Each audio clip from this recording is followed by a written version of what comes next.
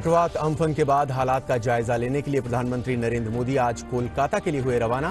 PM करेंगे हवाई सर्वेक्षण और समीक्षा बैठक में शामिल होकर राहत और पुनर्वास कार्यों की लेंगे जानकारी। बाद में प्रधानमंत्री ओडिशा का भी करेंगे दौरा।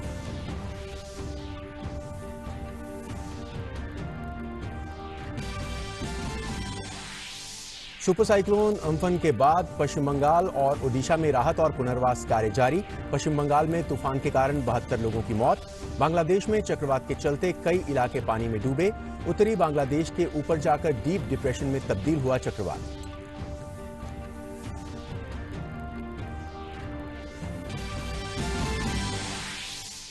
रेल के जरिए सफर करने वाले यात्री आज से चरणबद्ध तरीके से बुकिंग काउंटर से भी कटा सकते हैं टिकट। कॉमन सर्विस सेंटर और एजेंट के माध्यम से भी आज से बुक कराई जा सकती हैं टिकट। यात्री रेल सेवा को सामान्य बनाने की दिशा में एक अहम कदम।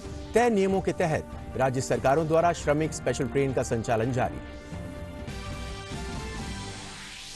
वंदे भारत मिशन के दूसरे चरण के तहत भारतीयों का स्वदेश आना जारी। अब तक विदेशों से 23,000 से ज्यादा लोग लौटे वापस। 13 जून तक 47 देशों से 162 फ्लाइट्स के जरिए होगी लोगों की वापसी।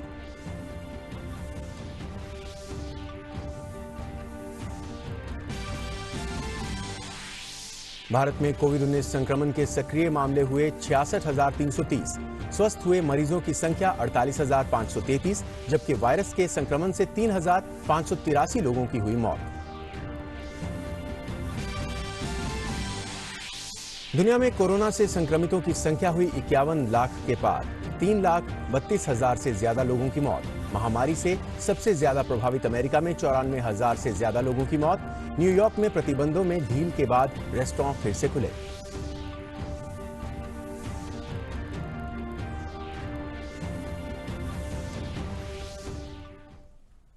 नमस्कार और अब देखते हैं समाचार विस्तार से।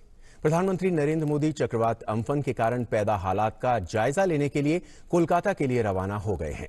प्रधानमंत्री मोदी चक्रवात अम्फन के चलते पैदा हालात का जायजा लेने के लिए हवाई सर्वेक्षण करेंगे और समीक्षा बैठकों में भाग लेंगे, जिसमें राहत और पुनर्वास से जुड़े पहलुओं पर विचार किया जाएगा। बाद में प्रधानमंत्री ओडिशा का भी दौरा करेंगे।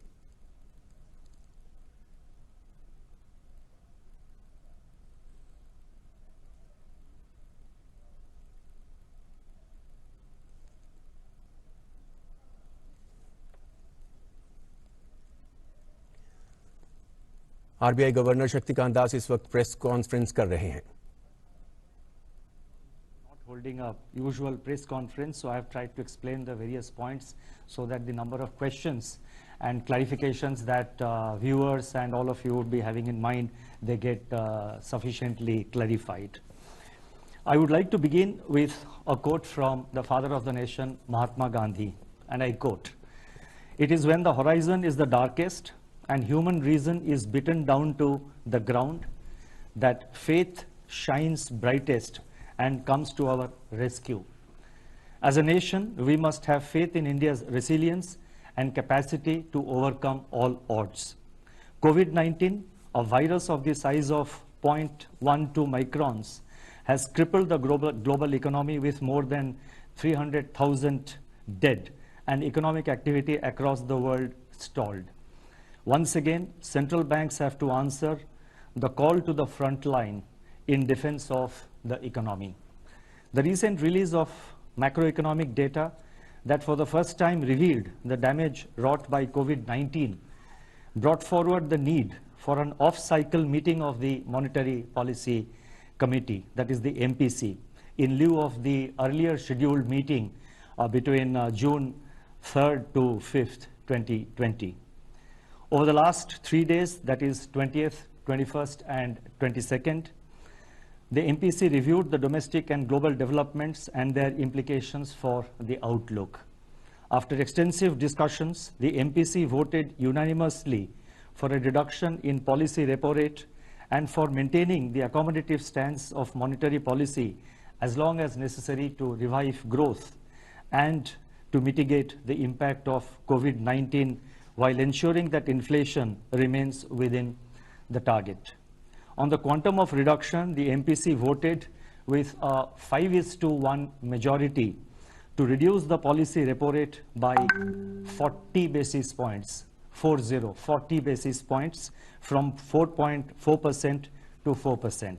Consequently, the MSF rate and the bank rate now stand reduced to 4.25% and reverse repo rate stands reduced to 3.35%. Before I lay out the backdrop, the rational and expected outcomes of the MPC's decisions, I wish to thank the committee members for their valuable contribution during the deliberations. I would also like to thank my colleagues in the RBI who have been working tirelessly in RBI's fight against COVID-19. My gratitude goes out to our teams for their intellectual support, analytical work, and the logistical arrangements. A special word of praise for our team of what is now about 200 officers, staff, and service providers who are working unstinted 24/7 in isolation, away from their families in order to keep the essential RBI services available to the nation. Once again, I wish to express our admiration for the doctors, the healthcare and medical staff, police, law enforcement agencies, functionaries and personnel of the government, the private sector, banks and other financial institutions who have risen to the occasion day after day through the pandemic to ensure continuity in provision of all essential services. Our deepest gratitude to their families too. I would now like to provide an assessment of the current macroeconomic situation, both global and domestic. By all counts, the macroeconomic and financial conditions are austere. The global economy is inexorably headed into recession. The global manufacturing PMI contracted to an 11-year low in April 2020. The global services PMI recorded its steepest decline in the history of the index. Among advanced economies that have released GDP readings for Q1 of 2020, contractions were in the range of 3.4% to 14.2%. For emerging market economies, the growth rate ranged between 2.9% and minus 6.8%. EMEs face additional pressures in the form of capital outflows and asset price volatility from the bouts of turbulence afflicting financial markets. The plunge in crude prices has dried up budgetary revenues for oil exporters. On the other hand, oil importers have been denied terms of trade gains by the crushing blow to demand delivered by the pandemic. According to the UNCTAD, the value of global trade contracted by 3% in Q1. The volume of world trade can shrink by 13 to 32% in the current year, as projected by the WTO. Global financial markets have calmed after a turbulent period in March, and volatility has ebbed, but markets have generally been disconnected from the developments in the real economy. Relatively unsung, global policy response by central banks and governments has been unprecedented. Let me now turn to the domestic developments. Domestic economic activity has been impacted severely by the 2 months lockdown. The top 6 industrialized states in India that account for 60% of our industrial output are largely in the red and orange zones.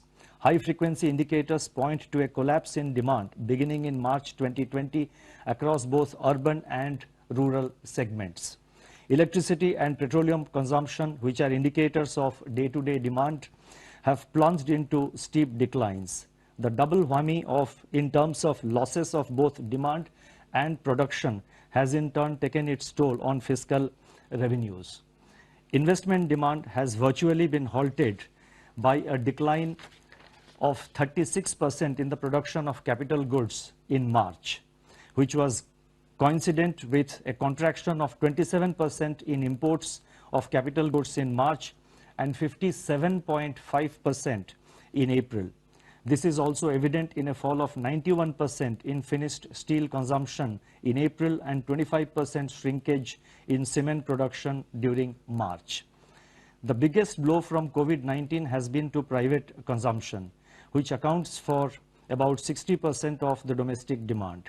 The production of consumer durables fell by 33% in March 2020, accompanied by a 16% decline in output of non-durables. Similar indications are reflected in surveys of the fast-moving consumer space also. In the production sectors, industrial production shrank by close to 17% in March, with manufacturing activity down by 21%.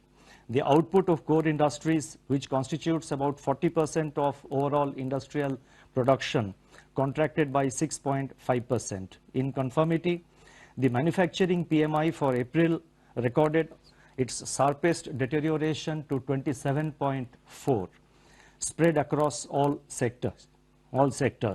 The services PMI plunged to an all-time low of 5.4% in April 2020. Amidst this encircling gloom, agriculture and allied activities have, however, provided a beacon of hope on the back of an increase of 3.7% in food grain production to a new record. A ray of hope also comes from the forecast of normal southwest monsoon by the India Meteorological Department. By 10th May 2020, up to which the latest information is available, Kharif sowing was higher by 44% compared to the last year's acreage. Rabi procurement is in full flow in respect of oilseeds, pulses, wheat, benefiting the bumper harvest. These developments will support farm incomes, improve the terms of trade facing the farm sector, and strengthen food security for the country. Going forward, these would also have a salutary effect on food price pressures. The inflation outlook has become complicated by the release of partial information on the Consumer Price Index by National Statistics Organization, obscuring a comprehensive assessment of the price situation.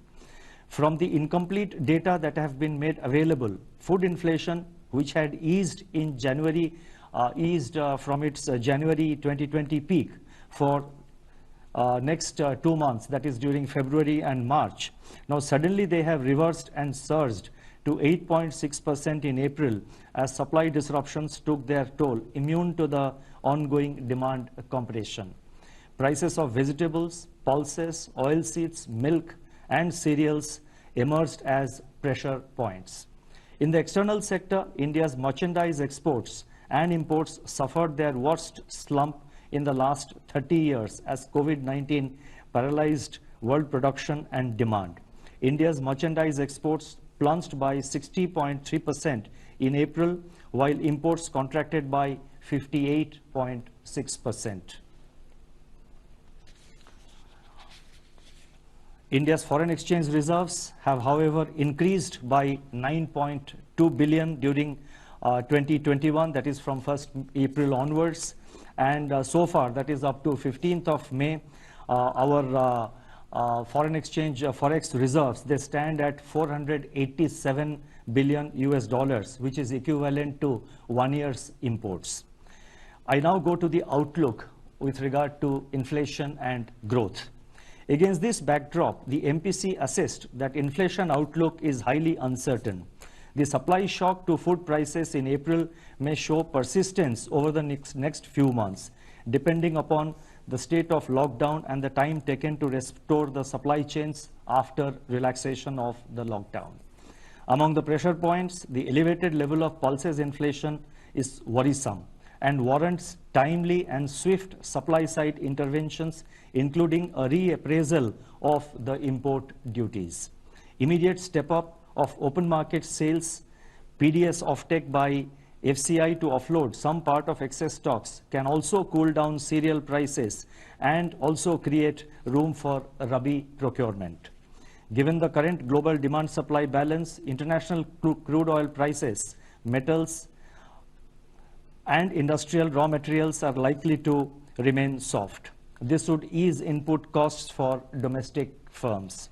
Deficient demand may hold down pressure on core inflation, although persisting supply dislocations impart uncertainty to their near-term outlook. Much will depend on the shape of the recovery after COVID-19. Accordingly, the MPC is of the view that headline inflation may remain firm in the first half of 2020, but should ease in the second half, aided also by favorable base effects. By Q3 and Q4 of the current financial year, it is expected to fall. It is expected that the headline inflation will fall below the target of 4%. Thus, the MPC's forward guidance on inflation is directional rather than in terms of levels. Going forward, as and when more data are available, it should be possible to estimate the path of inflation with greater certainty. It is in the growth outlook that MPC judged the risks to be the gravest. The combined impact of demand compression and supply disruption will depress economic activity in the first half of the year. Assuming that economic activity gets restored in a phased manner, especially in the second half of this year, and taking into consideration favorable base effects, it is expected that the combination of fiscal, monetary, and administrative measures being currently undertaken, both by the government and the RBI, would create conditions for a gradual revival in activity in the second half of 2021. Nonetheless, downside risks to this assessment are significant and contingent upon the containment of the pandemic and quick phasing out of social distancing and lockdowns. Given all these uncertainties, GDP growth in 2021 is estimated to remain in the negative territory, with some pickup in growth impulses in H2 2021 onwards.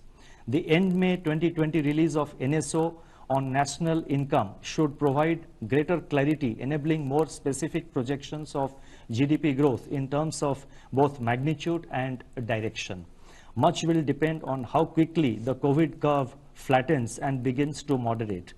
As the nation prepares for this future, the words of Mahatma Gandhi should inspire us to fight on. I quote, "We may stumble and fall, but shall rise again," unquote. The MPC is of the view that the macroeconomic impact of the pandemic is turning out to be more severe than initially anticipated. Beyond the destruction of economic and financial activity, livelihood and health are severely affected. Judging that the risks to growth are acute, while the risks to inflation are likely to be short-lived, the MPC believes that it is essential now to instill confidence and ease financial conditions further. This will facilitate flow of funds at affordable rates and rekindle investment impulses. It is in this context that the MPC voted to reduce the policy repo rate by 40 basis points from 4.4 to 4%. If the inflation trajectory evolves as expected, more space will open up to address the risks to growth. Now, I now turn to some regulatory and development policy announcements.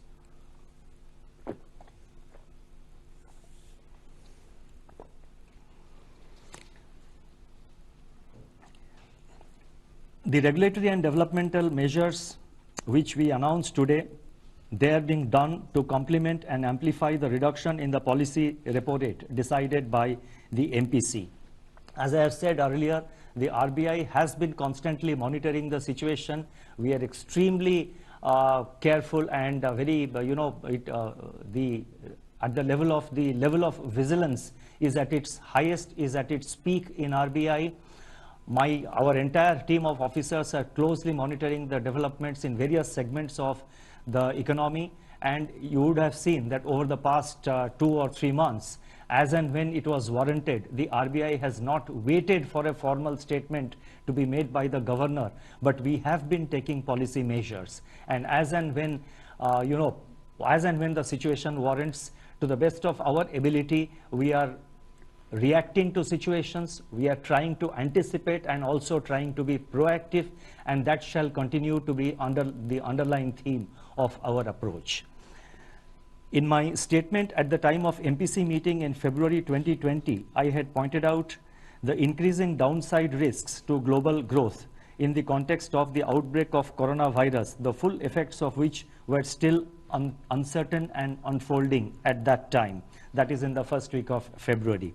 Since then, RBI has proactively managed liquidity conditions, expanding its array of measures, both conventional and unconventional. In the meantime, The monetary policy transmission to banks' lending rates has also continued to improve significantly. I have some details about the transmission of policy rates in the various segments of the financial markets. I have also data about the transmission of the policy rate to the new fresh loans being sanctioned by the banks. I am not reading them out. They are contained in my statement. Those who are interested may please have a look at the statement, which will be uploaded immediately after this statement on the television and in the YouTube is over. The decision of the MPC to reduce the policy repo rate and maintain the accommodative stance of monetary policy provides the opportunity for the RBI to announce certain additional measures against the backdrop of a deteriorating outlook for economic activity. These policy actions complement and strengthen each other in intent and reach. The measures being announced today can broadly be delineated under 4 categories. 1. Measures to improve the functioning of markets and market participants. 2. Measures to support exports and imports. 3. Efforts to further ease financial stress caused by COVID-19 disruptions by providing relief on debt servicing and improving access to working capital. And 4. Steps to ease financial constraints faced by the state governments. I first take up measures to improve the functioning of markets. The RBI had earlier announced a special refinance facility of 15,000 crore to SIDBI at RBI's policy repo rate for a period of 90 days for the lending and refinancing operations of the SIDBI. In order to provide greater flexibility to SIDBI, it has been decided to roll over the facility at the end of the 90th day for another 90 days. The next point relates to investments by the foreign portfolio investors, that is FPIs, under the voluntary retention route of the RBI. Since its introduction, the voluntary retention route scheme has evinced strong investor participation, with investments exceeding 90% of the limits allotted under the scheme. In view of the difficulties expressed by FPIs and their custodians on account of COVID-19 related disruptions in adhering to the condition that at least 75% of allotted limits be invested within 3 months, it has been decided that an additional 3 months' time will be allowed to FPIs to fulfill this requirement. The next set of measures relate to our effort to support exports and imports. The deepening of the contraction in global activity and trade, accentuated by rapid spread of COVID-19, has crippled external demand. In turn, this has impacted India's exports and imports, both of which have contracted sharply in the recent months. In view of the importance of exports and imports to the economy, certain measures are being taken to support the foreign trade sector. The first measure relates to export credit. In order to alleviate genuine difficulties being faced by exporters in their production and realization cycles, it has been decided to increase the maximum permissible period of pre-shipment and post-shipment export credit sanctioned by the banks from the existing 1 year to 15 months for disbursements made up to July 31st, 2020. The next measure relates to liquidity facility for the Exim Bank of India. In order to enable the Exim Bank to meet its foreign currency resource requirements, it has been decided to extend a line of credit of rupees 15,000 crore to the Exim Bank for a period of 90 days with rollover of up to 1 year, so as to enable it to avail a US dollar swap facility. Next measure relates to extension of time for payment for imports. With a view to providing greater flexibility to importers in managing their operating cycle in a COVID-19 environment, it has been decided to extend the time period for completion of outward remittances against normal imports, that is, excluding import of gold, diamonds, and precious stones and jewelry, into India from 6 months to 12 months from the date of shipment of such imports made on or before July 31st, 2020. The next set of measures relate to measures to ease the financial stress. The RBI had earlier on 2 separate occasions, on March 27th and on April 17th, when I made statements in the media, the RBI had announced, on both these occasions, certain regulatory measures pertaining to granting of 3 months moratorium on term loan installments. That is the first one we had announced. 2, deferment of interest for 3 months on working capital facilities. 3, easing of working capital financing requirements by reducing margins or reassessment of working capital cycle. 3, exemption from being classified as defaulter in supervisory reporting and reporting to credit information companies. 5, I think 1, 2, 3, 4, 5, I'm just listing out. It's possible that it missed to, that exemption probably was number 5, exemption from being classified as defaulter. I think that was 4. The 5th point is extension of resolution timelines for stressed assets. And the 6th point was asset classification standstill by excluding the moratorium period of 3 months. So all these measures we have announced on 27th of March and on April 17th, essentially arising from, this 3 months time we gave 3 months moratorium we allowed on the term loans, then on working capital we allowed certain relaxations and associated measures. In view of the extension of the lockdown and continuing disruptions on account of COVID-19, the above measures are being further extended by another 3 months from 1st June till 31st August, taking the total period of applicability of the measures to 6 months. That is from 1st March to 31st August 2020. The lending institutions are being permitted to restore the margins. Now, this is another announcement which I would like to draw your attention to. The lending institutions are being permitted, not only with regard to working capital, we are extending the time limit by another 3 months, but the lending institutions are being permitted to restore the margins for working capital to their original levels by 31st March 2020. This is one area where we had given 3 months time now. We are now giving time that the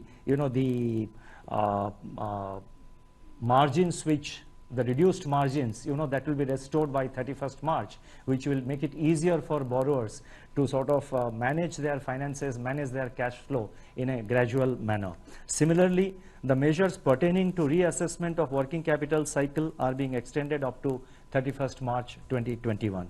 Additionally, it has been decided to permit lending institutions to convert the accumulated interest on working capital facilities over the total deferment period of 6 months, that is from 1st March to 31st August, into a funded interest term loan, which shall be fully repaid during the course of the current financial year ending 31st March 2021. Now, this is one area where we had received a lot of representations, not only from banks, but also from the real sector borrowers. They were saying that the earlier deferment of interest which RBI had permitted, that meant that the entire interest component, the entire accumulated interest during the 3 months moratorium had to be sort of paid back to the bank in one shot. Obviously, it was posing problems in cash flow management for the various borrowers, for the various borrowing entities. So taking this into account, we have now decided that it will be converted into, the deferment of the working capital during the 6 months period. They will be converted into a funded interest term loan, which will be fully repaid during the course of the current year, that is during the next few months, and the payment shall be completed by 31st March. This will provide considerable amount of ease, and this will facilitate easier cash flow management by the borrowing entities. In view of the current difficulty in raising resources from capital markets, the group exposure limit of banks is being increased from 25% to 30% of eligible capital base for enabling the corporates to meet their funding requirement from banks. The increased limit will be applicable up to June 30th, 2021. The last set of measures, they relate to easing the financial constraints faced by the state government, and there is one announcement. In order to ease the bond redemption pressure on the states, it has been decided to relax the rules governing the withdrawal from the Consolidated Sinking Fund, that is CSF, while at the same time ensuring that depletion of fund balance is done prudently. Together with the normally permissible withdrawal, this measure will enable the states to meet about 45% of the redemptions of their market borrowings which are due in the current year 2021. Detailed guidelines for all the above announcements will be issued separately. I now come to my concluding remarks.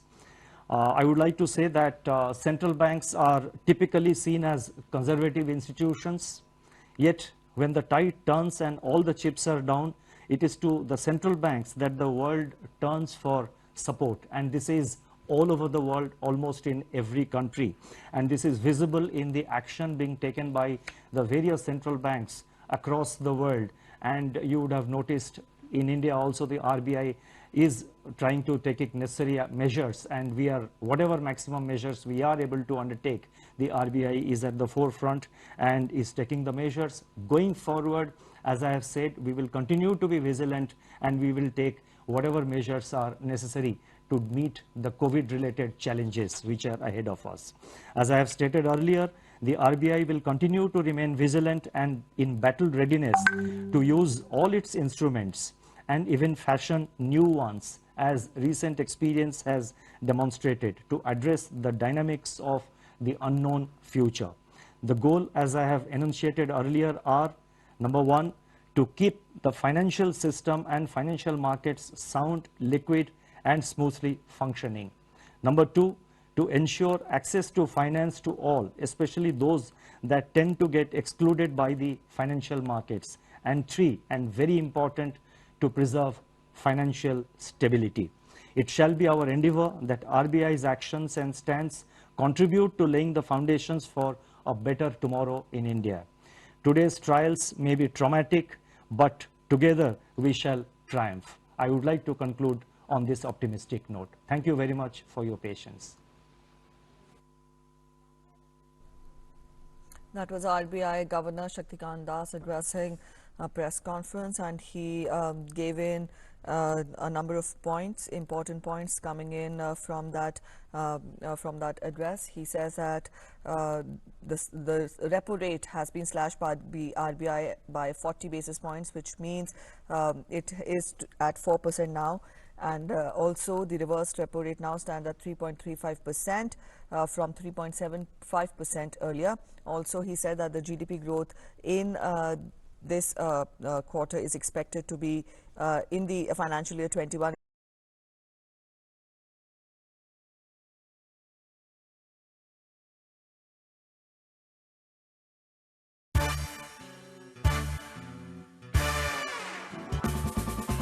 जीवन की बंटू का मन हो जाए लौटे कविता की ओर दिल बोले हर दिल बोले कवियों की जैसे चूरन की गोली हर प्यारी